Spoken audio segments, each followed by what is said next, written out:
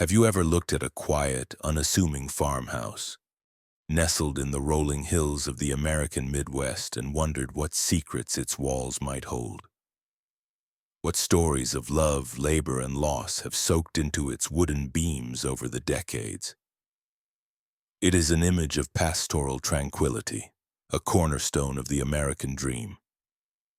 But in the early 20th century, one such farm in Porte, Indiana, became the backdrop for a nightmare so profound it would curdle that very dream into a grotesque parody of itself. This was not a home of family and harvest, but a factory of death. A human slaughterhouse operated by a woman who would become one of history's most prolific and monstrous serial killers. Her name was Belle Gunness, a name that once promised companionship and prosperity to lonely men, but in reality was a death sentence. The story of Belle Gunness is not merely a true crime tale. It is a chilling exploration of greed, deception, and the terrifying darkness that can lurk behind a placid and matronly facade. It is a story that forces us to question the very nature of evil and how it can flourish in the most unexpected of places. Today, we delve deep into the abyss that was Belle Gunness's life and crimes. We will peel back the layers of the myth surrounding the Black Widow of Porte, examining the woman who turned the promise of love into a lure for a deadly trap. We will investigate her methods, her motives, and the society that unwittingly enabled her reign of terror. This is more than a retelling of historical events. It is an autopsy of a predator's mind, and a memorial to the dozens of forgotten victims who were erased from the world, their life savings stolen and their bodies fed to hogs or buried in quicklime. The scale of her depravity is difficult to comprehend, and the final fiery mystery of her fate continues to haunt historians and criminologists to this day. Before we step onto the cursed soil of that Indiana farm, we ask that you kindly hit the like button, share this video to help us spread these eye-opening historical narratives, and subscribe to our channel for more deep dives into the stories that history has tried to forget. Your support allows us to continue this important work. Now let us begin our journey into the heart of darkness. To truly understand the monstrous success of Belle Gunness, we must first immerse ourselves in the world she inhabited. The late 19th and early 20th centuries were a period of immense transition in the United States. It was the Gilded Age, an era of rapid industrialization, burgeoning cities, and unprecedented immigration. Millions of people, particularly from Scandinavia and Germany, crossed the Atlantic in search of a better life. They were driven by dreams of owning land, escaping poverty, and building a future in a nation that promised boundless opportunity.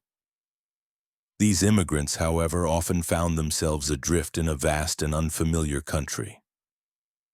They were frequently single men, laborers who had left their families and social networks behind. They worked hard on railroads, in factories, and on farms, slowly accumulating their life savings. They were lonely, isolated, and yearned for the connection and stability that a wife and family could provide. This social landscape created a fertile ground for a particular kind of predator. Communication was slow and ponderous. Without telephones or the internet, people relied heavily on letters and newspapers to connect with the world beyond their immediate vicinity. A popular and vital feature of many newspapers, especially those catering to specific immigrant communities, was the personal advertisement section. These were the lonely hearts columns of their day, filled with earnest appeals from men and women seeking companionship, marriage, and a partner with whom to share their lives and fortunes. For a lonely farmhand in North Dakota or a factory worker in Chicago, an ad from a comely widow with a large, prosperous farm was more than just an offer of marriage. It was the embodiment of the American dream itself. It was this very system of trust, hope, and vulnerability that Belle Gunness would learn to manipulate with unparalleled ruthlessness. She understood her target audience intimately because, in many ways, she was one of them. Belle Gunness was not born a monster in the American heartland. She was born Brynhild Paulsdatter Sturseth in 1859 in the stark, impoverished region of Selbu, Norway.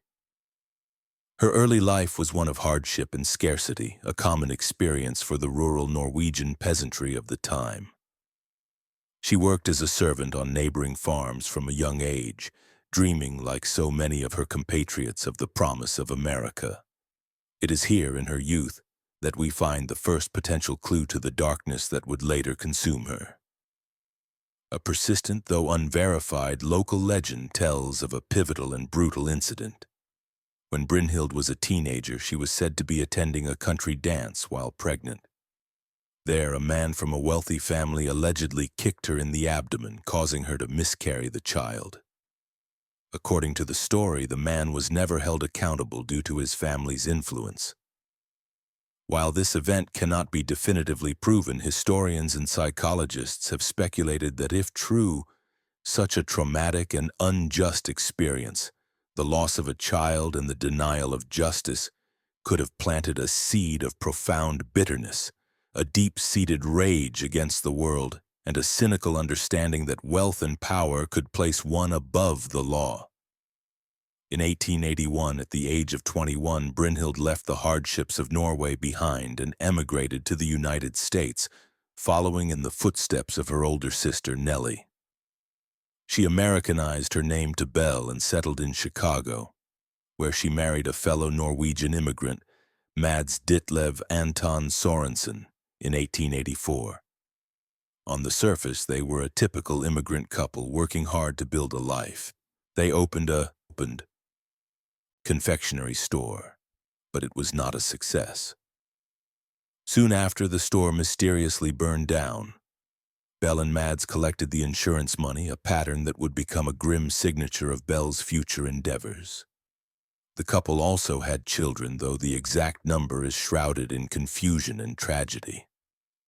Official records show they had 4 children: Caroline, Axel, Myrtle, and Lucy.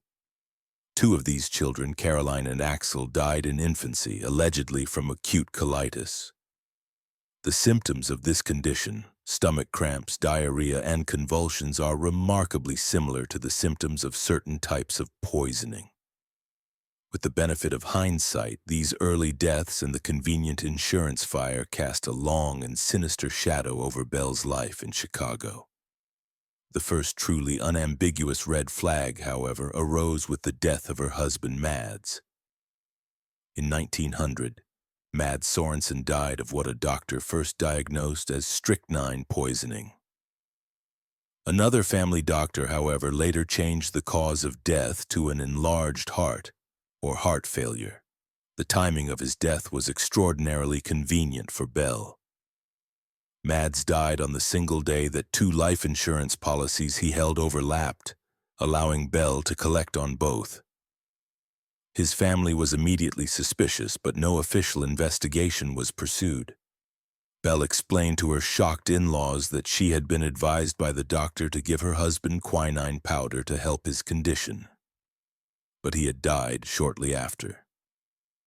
The insurance payout, a substantial sum for the time, was her ticket out of Chicago and the beginning of the next, far deadlier chapter of her life. With the insurance money, she purchased a 42-acre farm on the outskirts of Porte, Indiana. It was here that she would perfect her craft and become the architect of a true house of horrors. Shortly after relocating to Porte in 1901, Belle met and married Belle Gunness, a local Norwegian widower with 2 young daughters of his own. The union seemed to be a fresh start for both. But peace was not to last in the Gunness household. Within a week of the wedding, Peter's infant daughter tragically died of unknown causes while in Belle's care. Then, less than a year later, in December 1902, Peter himself met a bizarre and violent end. Belle claimed a heavy sausage-grinding machine had inexplicably fallen from a high shelf directly onto his head, crushing his skull. A coroner's inquest was convened. Peter's surviving daughter, Jenny, who was older, reportedly told a classmate that her "mama killed my papa." She hit him with a meat cleaver. Despite this chilling testimony from a child and the inherent strangeness of the accident, Belle's tearful performance at the inquest proved convincing. She claimed she was in another room and rushed in to find the horrific scene. She was pregnant at the time, a fact that likely garnered sympathy and deflected suspicion. The death was ruled an accident. Once again, Belle Gunness collected a handsome insurance payout. With Peter out of the way, his farm now solely hers, Belle was free to establish the deadly enterprise that would define her legacy. The farm became her kingdom and her killing field. She was now a woman of property, a respectable widow, a figure of standing in the community. She was also a predator setting her trap. She began placing advertisements in the matrimonial columns of Norwegian-language newspapers across the Midwest, such as the Scandinavian. The ads were crafted with a masterful understanding of her audience's desires. She presented herself as a comely widow of means, the owner of a beautiful and profitable farm, seeking a kind, trustworthy Norwegian gentleman to share her life. She promised a future of comfort, companionship, and prosperity. For the lonely, hard-working immigrant men who read her words, it was an irresistible siren song. Her letters to the men who responded were even more persuasive. They were filled with warmth, affection, and promises of a loving home. But they all contained a critical, non-negotiable condition. Before a suitor could join her at the farm, he had to prove his sincerity and financial standing. He was instructed to sell all his belongings, liquidate his assets, and bring his entire life savings to her in cash. She would often write things like, "I feel sure you are the man for me. I think we can get along fine. I would not for the world have you come here if you did not have some money." She explained this was to ensure they had a secure financial foundation for their new life together. It was a test of their commitment, she claimed. In reality, it was the price of admission to their own execution. Once a man arrived at the Porte farm, his fate was sealed. He would be welcomed, entertained, and then, after she had secured his money, he would be murdered. The suitors came one by one, drawn by the promise of a prosperous future. They arrived in Porte by train, often telling friends and family they were going to Indiana to marry a wealthy widow. And then, they would simply vanish. John Moe of Elbow Lake, Minnesota, was one of the first. He arrived at the Gunness farm in 1906 with over $1,000. He was never seen again. Belle wrote to his family claiming he had left for parts unknown. Ole Budsberg, a widower from Wisconsin, sold his property and traveled to Porte. He, too, disappeared. The list grew longer and longer. Dozens of men from across the Midwest made their final journey to that unassuming Indiana farm. Belle's methods were brutally efficient. It is believed she would often poison her victims' coffee with strychnine, and if that didn't work, she would wait until they were asleep and strike them on the head with a hammer. At nearly 6 feet tall and weighing over 200 pounds, Belle was a physically imposing woman, more than capable of overpowering her unsuspecting victims. After the murder, the grim work of disposal began. She would dismember the bodies in her cellar, which she referred to as her butcher shop. The remains would then be buried in the soft earth of her hog pen or other neglected corners of the farm. Sometimes she used quicklime to hasten decomposition. Other times, it is believed, she fed the remains to her pigs. The farm became a graveyard, its soil saturated with the blood and bones of her victims. She operated with chilling impunity for years. The disappearances were scattered across different states, making it difficult for law enforcement to connect the cases. When worried relatives wrote to her inquiring about their missing loved ones, Belle would respond with practiced deception. She would claim the man had stolen from her and fled, or that he had simply changed his mind and moved on. Her stories were plausible enough to placate most, and the inquiries would eventually cease. The case that would ultimately lead to her downfall, however, was that of Andrew Helgelian, a farmer from Aberdeen, South Dakota. Andrew began corresponding with Belle in late 1907. He was lonely, and Belle's letters were intoxicating. He wrote to his brother Assel about the wonderful widow in Indiana and his plans to marry her. In January 1908, after selling his farm, he traveled to La Porte with his life savings. Before he left, he made a promise to his brother. If anything should happen to him, Asle was to investigate. For a short time, Andrew's letters continued from the Gunness farm, filled with praise for Belle. Then suddenly they stopped. Alarmed, Asle Helgelian wrote to Belle, asking about his brother. Belle's reply was a masterpiece of manipulation. She wrote back, feigning concern, claiming that Andrew was not at her farm and suggesting he might have gone to visit relatives in Norway. She even callously asked, "You do not think anything has happened to him, do you?" Assel was not convinced. He knew his brother, and this behavior was entirely out of character. He wrote to Belle again, informing her that he would be traveling to La Porte to search for Andrew himself. This news clearly panicked Belle. She knew that a determined in-person investigation would expose her. The arrival of Asle Helgelian on her doorstep would mean the end of her murderous enterprise. She needed a way out, a final dramatic act that would erase her crimes and allow her to disappear. Her solution was as extreme as it was diabolical. She would burn her house to the ground, fake her own death, and flee with the fortune she had amassed from her many victims. The stage was being set for the final fiery act of the Belle Gunness saga. A crucial character in this final act was Ray Lamphere, a handyman who had worked for Belle for several years. Lamphere's relationship with Belle was complex and fraught with tension. He was deeply infatuated with her, serving as her confidant and likely her unwilling accomplice in some of her crimes. He was fiercely jealous of the succession of suitors who came to the farm, and his jealousy often erupted into public arguments with Belle. By early 1908, their relationship had soured completely. Belle had fired him and even had him arrested for trespassing.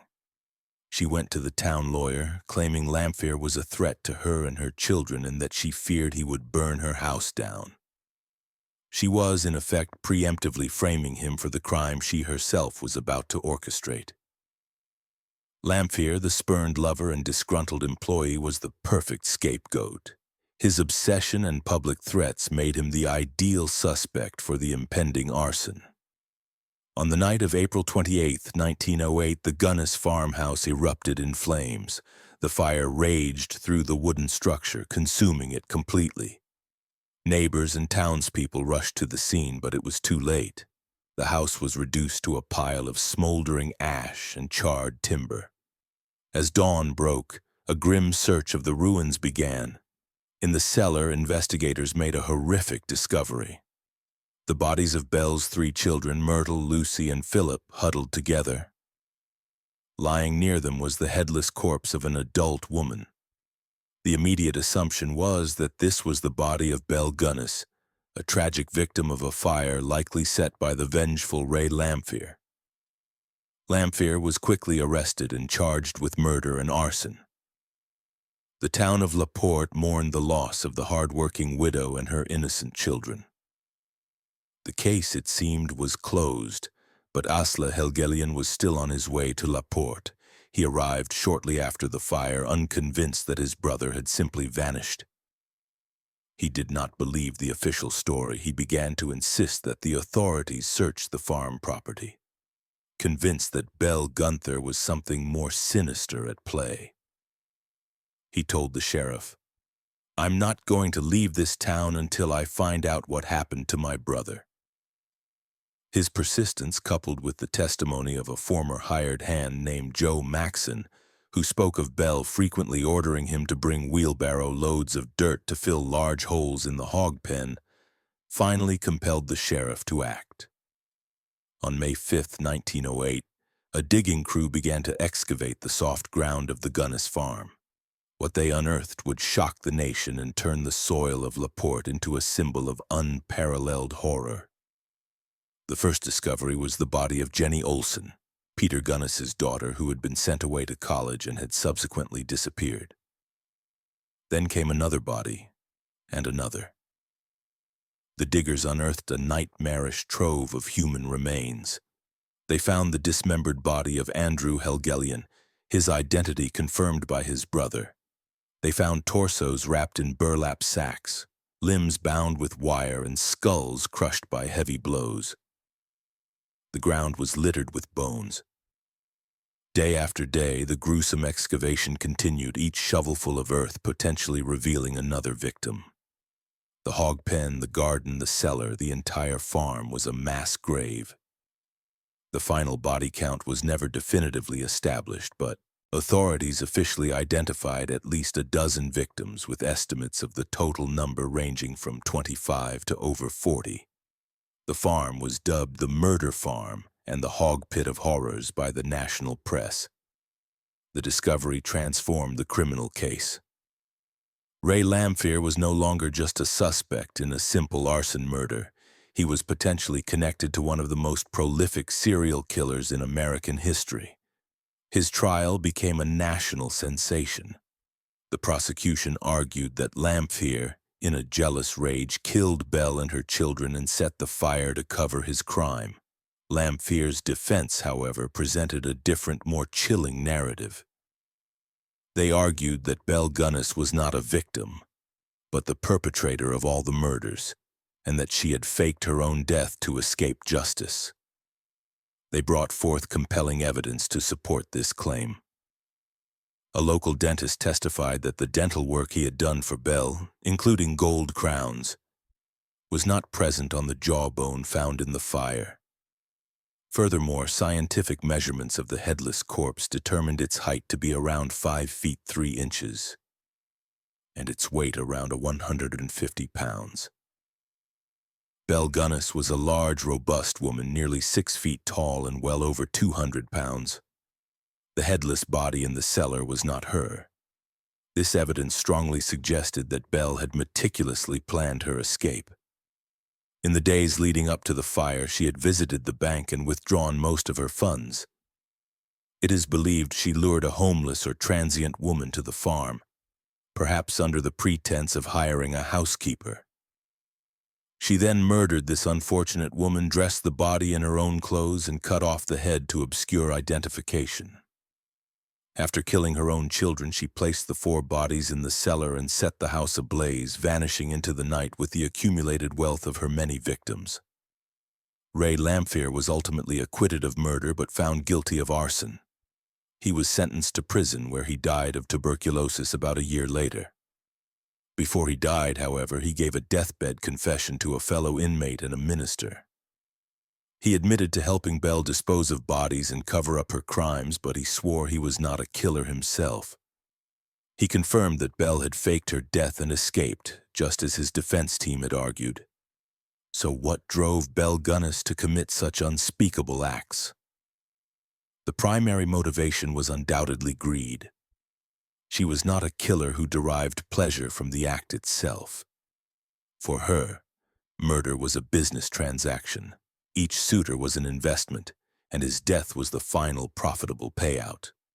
She had transformed the American dream of land and prosperity into a macabre assembly line, where human lives were the raw materials and cash was the finished product. Her entire life was a series of calculated steps to acquire wealth through deception, arson, and murder. From the insurance fires in Chicago to the systematic slaughter in Porte, every action was guided by a cold, insatiable avarice. She was the ultimate predator, preying on the lonely and the hopeful, turning their desire for love and companionship against them in the most brutal way imaginable. Beyond greed, however, lies the question of her psychology. Belle Gunness was almost certainly a clinical psychopath. She demonstrated a complete lack of empathy, remorse, or conscience. She was able to charm and seduce her victims with letters full of warmth and affection, all while planning their cold-blooded murder. This ability to wear a mask of normalcy, to mimic human emotion without feeling it, is a hallmark of psychopathy. She saw other people not as human beings with hopes and families, but as objects, as resources to be exploited and then discarded.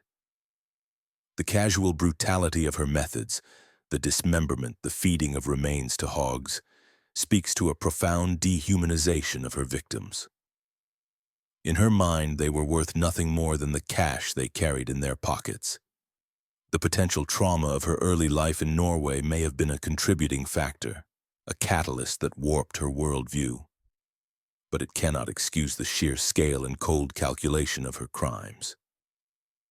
The aftermath of the discoveries at the Gunness farm was a media circus. Porte, Indiana became a macabre tourist destination. Thousands of people flocked to the town, traveling by train from all over the country. They paid admission to stand on the viewing platforms erected around the excavation site, watching as workers unearthed more human remains. Vendors sold hot dogs, ice cream, and souvenirs. It was a grotesque spectacle, a forerunner to the modern phenomenon of murder tourism. The public's fascination was insatiable, a morbid blend of horror and entertainment. The story of the Indiana ogress was splashed across the front pages of newspapers nationwide, solidifying her place in the pantheon of American criminal infamy. But what became of Belle? Did she truly escape? The question has fascinated and frustrated investigators for over a century. In the years following the fire, sightings of Belle Gunness were reported all over the country. People claimed to have seen her in Chicago, New York, and Los Angeles. A woman named Esther Carlson, who bore a striking resemblance to Belle, was arrested in Los Angeles in 1931 for poisoning a man for his money. She died of tuberculosis while awaiting trial, and her true identity was never confirmed. Could this have been the fugitive killer, living out her final years under a new name, unable to resist her old habits? We will likely never know for certain. The mystery of her escape adds a final, chilling layer to her legend. The thought that this architect of death may have succeeded in her final gambit, living out her life in anonymous freedom, is perhaps the most disturbing part of the entire story. The legacy of Belle Gunness is a complex and enduring one. She shatters the stereotypical image of a serial killer. She was not a shadowy male figure stalking victims in dark alleys. She was a mother, a landowner, and a respected member of her community who used the domestic sphere as her hunting ground. Her story serves as a terrifying reminder that evil is not always obvious. It can wear a friendly, even matronly face. She exploited the very fabric of society, the trust placed in personal ads, the isolation of immigrants, and the societal expectation of women as nurturing caregivers, to perpetrate her horrors. Her case was a brutal lesson in the dark side of the American promise, demonstrating how the pursuit of wealth, when untethered from morality and empathy, can lead to monstrous outcomes. In a modern context, the story of Belle Gunness remains shockingly relevant. Her Lonely Hearts scam is a direct ancestor of the online romance scams that plague the internet today. The technology has changed, but the predatory tactics are the same. Predators still create false personas, promise love and companionship, and manipulate the emotions of lonely and vulnerable individuals to steal their money. Belle's story is a timeless cautionary tale about the dangers of seeking connection in an anonymous world, and the importance of vigilance against those who would exploit our deepest human need for love. She was a monster of her time, but the type of evil she represents is, unfortunately, timeless. Exploring the abuse, deception, and murder perpetrated by Belle Gunness reveals an unsettling dimension of history, one where the mundane landscape of a Midwestern farm became the stage for unimaginable evil. We have seen how she masterfully manipulated societal norms and the vulnerabilities of lonely men turning their hopes for love into a direct path to their graves. From her suspicious beginnings in Chicago to the creation of her murder farm in Porte, her life was a testament to the terrifying potential of calculated psychopathic greed. The gruesome discoveries in her hog pen and the enduring mystery of her final escape have cemented her legacy as one of America's most horrific and enigmatic serial killers. Acknowledging these historical injustices in the stories of predators like Belle is not merely an exercise in morbid curiosity. It is a crucial act of remembrance for the dozens of forgotten victims who were lured to their deaths, their lives and legacies erased by one woman's insatiable avarice. It serves as a stark reminder that the capacity for profound evil is not confined to any gender, era, or social class, and it often hides in plain sight behind a mask of respectability. The story of Belle Gunness compels us to look deeper, to question appearances, and to understand the timeless vulnerabilities that predators continue to exploit even today. We hope this journey into the dark history of Belle Gunness has been as eye-opening for you as it was for us to create. What are your thoughts on her motivations and her ultimate fate? Do you believe she perished in the fire? Or did she successfully orchestrate one of history's most audacious escapes? Share your thoughts with us in the comment section below. We are always keen to hear your perspectives. Your engagement helps build a community of curious minds dedicated to uncovering the truth. If you found this exploration of one of history's darkest chapters compelling, we encourage you to support our channel.